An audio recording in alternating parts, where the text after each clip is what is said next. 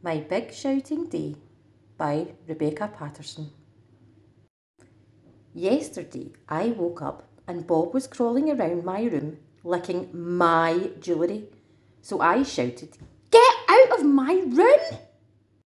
And that was the start of my big shouting day. Then I came downstairs and I saw that egg. I cried and says, "I can't eat that!" And Mummy said, "You could eat it last week. Look at Bob eating his mashed banana." After the terrible egg, I didn't like my shoes either. So I took them off all by myself, shouting, "No shoes!" Then we had to go shopping and Mummy said, "Please stop wriggling, Bella." But I couldn't stop wriggling, and in the end I shouted, "Get me out!" Mummy said, "You will give Bob an earache and you're giving me a headache." And Bob poked me and he said, "Ear." At lunchtime, Sasha and her mummy came to play and to have some peanut butter and grapes and a biscuit. But my biscuit broke. Then I couldn't play nicely and I kept saying, "No, you can't be princesses."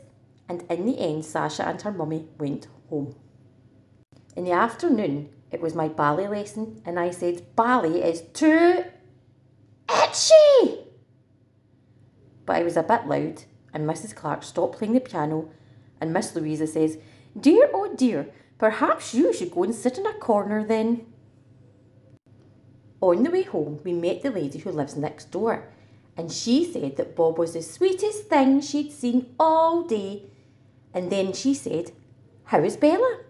I was a long way behind, so I shouted, "I have a hurting foot." And Mummy said, could I keep my voice down and could I please stop lying on the pavement? Then it was time for my tea and my bath, but those peas were too hot and our bath was too cold. And I was too wet and the toothpaste was too minty. After that, I rolled and I said, "No bed, no, no, no, no bed, no, no." And Mummy said, "Well, I think someone needs to go to bed." But I rolled all over my room and then I rolled into Bob's room and I said, "Bed is for babies." And then I yawned, a little yawn. Then I crawled into my room and Mummy said, "Who wants a story?" And I said, "Nobody."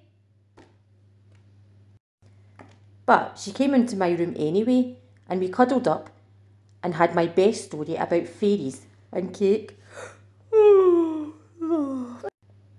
And I yawned again and I said very quietly, "Today was a big shouting day, Mummy.